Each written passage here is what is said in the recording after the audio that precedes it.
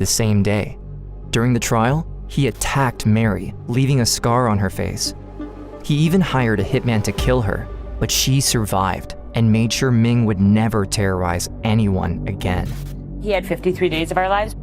He doesn't get another day. In the small town of Roseville, Minnesota, Mary lives with her husband, Irv, and their 2 children, Steve and sweet little Beth. The house is packed because the family is moving to the Philippines. It's May 16th, 1980. Mary takes Beth for one last errand before the big day. When Beth got home from school, I said, come on, let's go and get your hair cut so we look nice.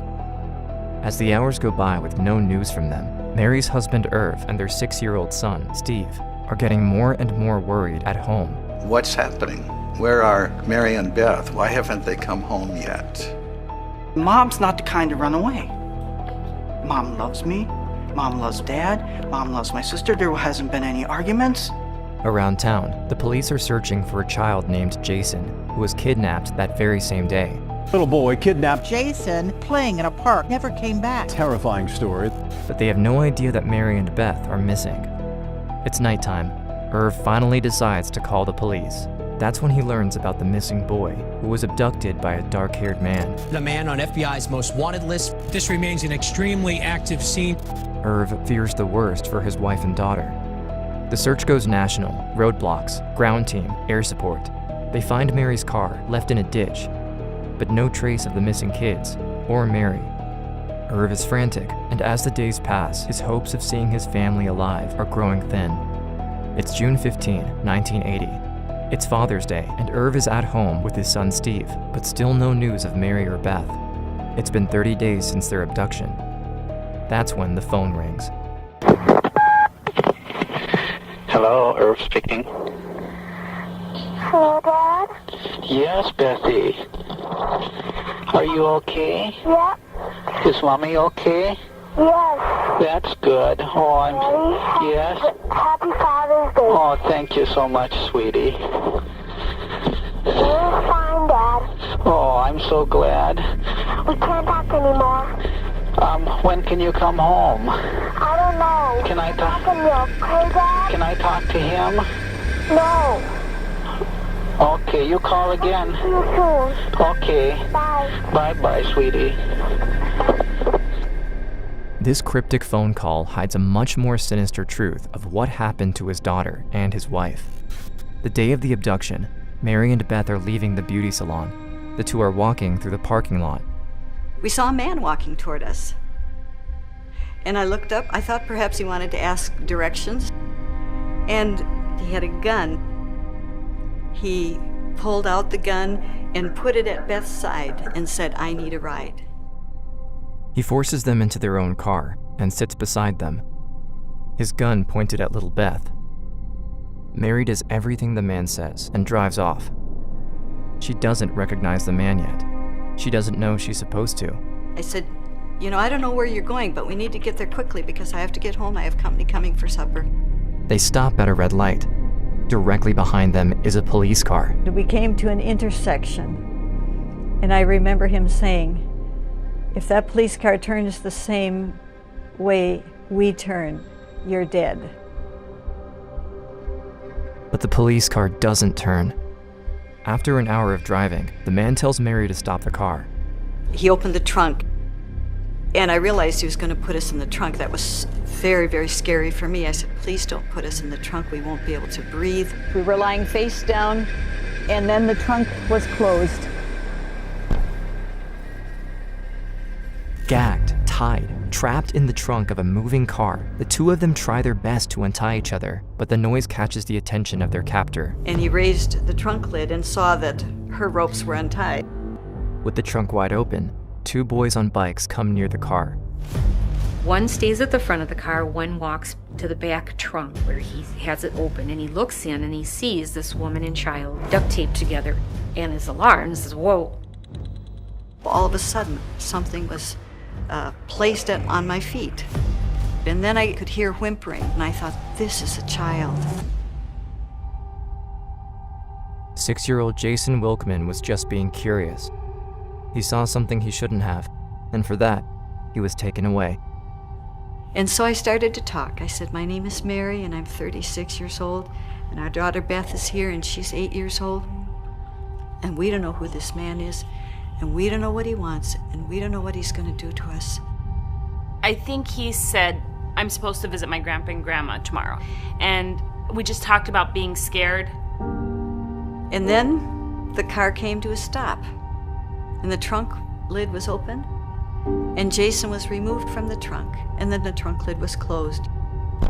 And then all was quiet. And I remember thinking, he's left us here to die a slow death in the trunk. But after what seems like an eternity, the man comes back. He takes them out of the car, into a van, but there's no sign of Jason. Mary asks what he did with the boy. He says he left him somewhere where he could be found. He lied. It will take months for the police to find out Jason had been murdered. But Mary is not stupid. She knows not to trust anything the man says, and she's terrified of what he might do to her or her daughter. We didn't know from minute to minute whether we would be alive the next minute.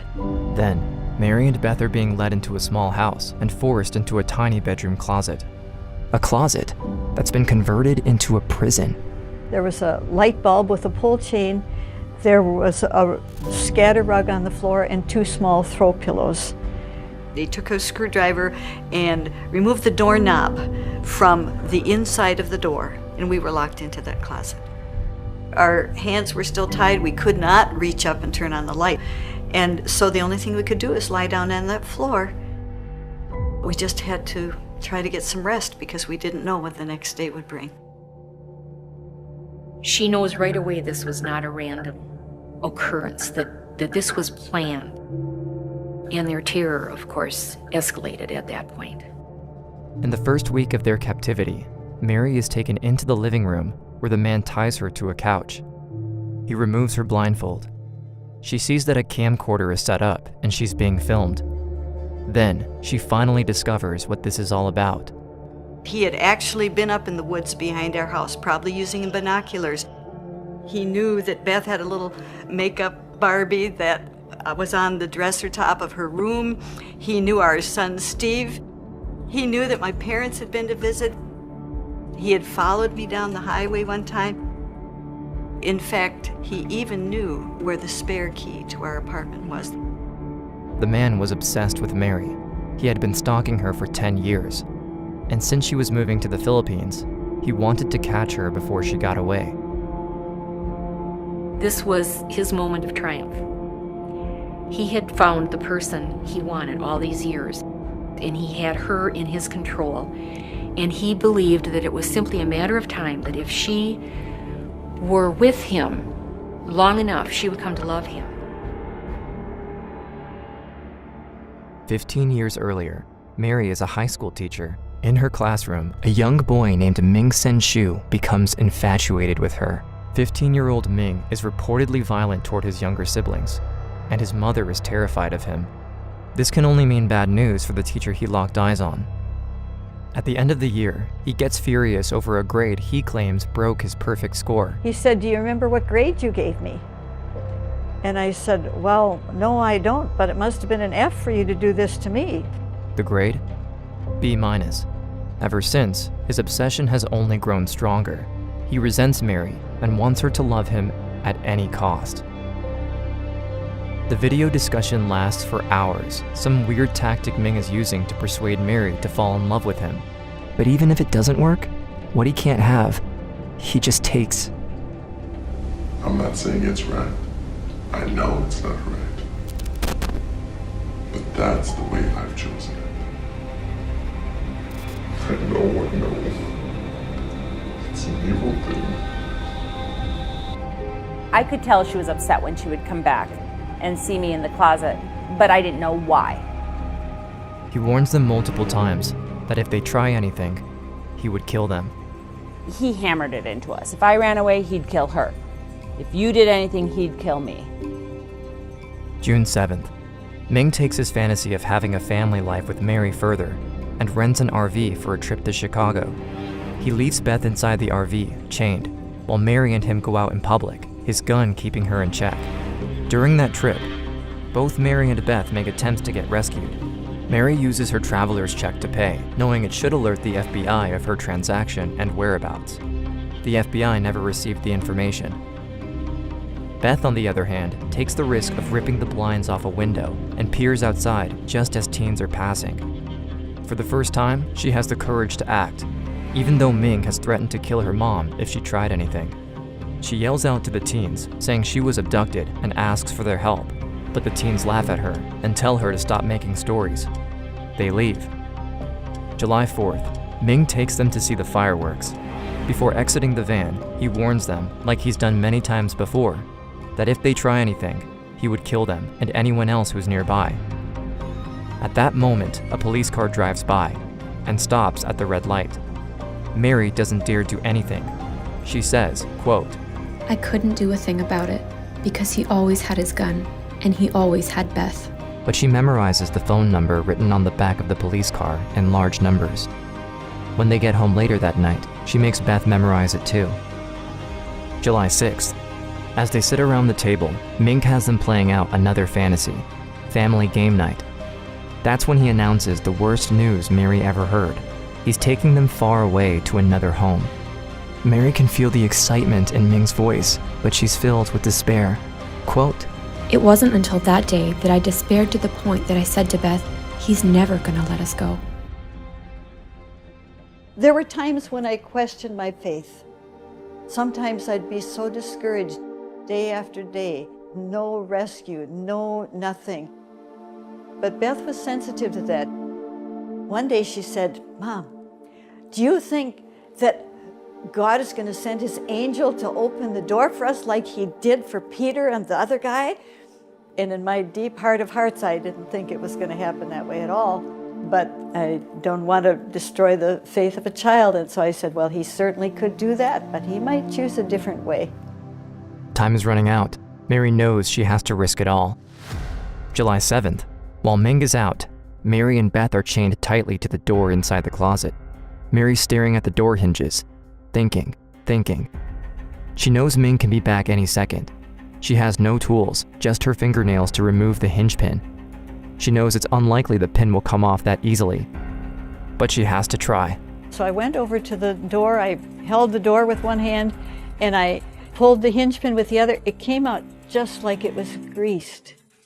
The door separated. It was clear that our cable was going to come through. Beth, she panicked right away. She started pulling on my clothes. She said, "Mama, don't do it. Mama, you know what he said?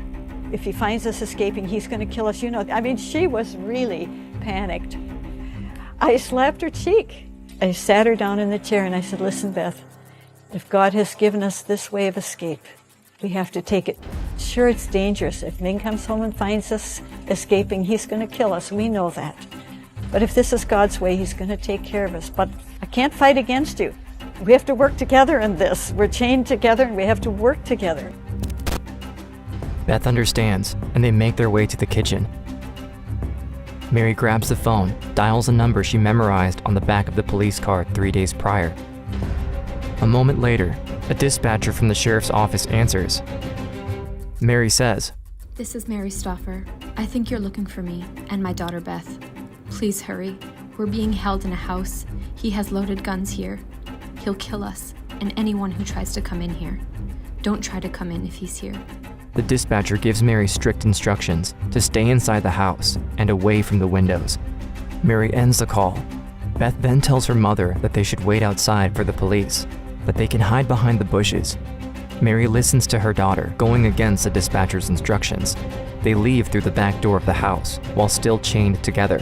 They crouch behind a car, out of sight, but they have no idea that at that moment, the cops are already there, securing the area, getting ready to move in on the house.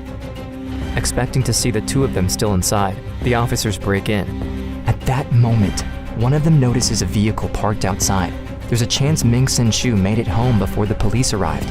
The officer moves in on the vehicle. He sees a figure from underneath, crouching, hidden behind the car. Mary and Beth.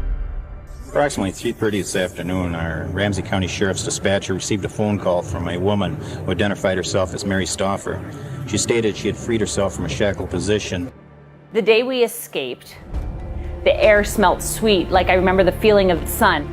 There's nothing like just feeling the freedom. When we were taken to the sheriff's office and I first saw my husband Irv and our son Steve, it was just so marvelous to hug each other. The police arrest Ming that very same day, but the relief is met with tragic news. When the officers escort Mary and her daughter to the station, they ask if the boy Jason is still inside the house. This confirms what Mary feared all along. Jason is dead, and they still haven't found his body. Before long, Mary and Beth are called to testify against Ming in court.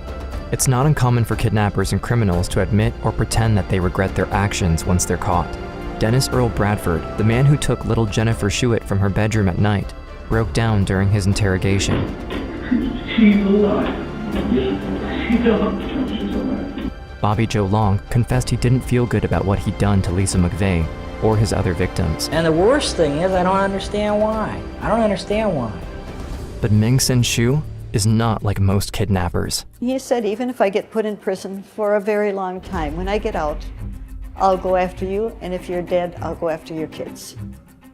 While in prison, Ming hires one of the inmates and promises a sum of $50,000 if he kills Mary and Beth before the trial. But the inmate goes directly to the FBI and tells them everything. Ming is furious, but he knows he'll see Mary one last time during the trial. In 1980 and 1981, there were 2 trials. One was for the kidnapping of Beth and me, and the other was for the murder of Jason Wolfman. Our abductor jumped up from his place at the defense table. He grabbed me by the neck and held a knife in front of me and said, "Get back or I'll kill her." I was cut on my face. Yes, Betty. We can't talk anymore. He made a choice. He had 53 days of our lives. He doesn't get another day. On May 16th, 1980, Ming kidnapped the wrong women. Now, they're making sure Ming Sen Shiue will never harm anyone ever again. Our abductor was found guilty. The judge gave him a life sentence. Parole was denied. We were very satisfied that he would remain incarcerated. Even after everything Ming has done to her and Beth, Mary survived and helped her daughter get back to the life she deserved. Beth is now married, has children of her own. As for Mary, she did go to the Philippines with her family. With time, the scars of her kidnapping made her strong and resilient. She just recently became a great-grandmother. No matter what has happened, no matter what anybody has done to you, that isn't the thing that defines you. There is healing, there is love, and you can even leave the resentment behind and just go on with your life. It's been 40 years since their escape, and even after all this time, they still share their story, in the hopes that it will help others overcome their own trauma. Mary and Beth are living proof that after tragedy, no matter how dark things seem to get, there is a life worth living.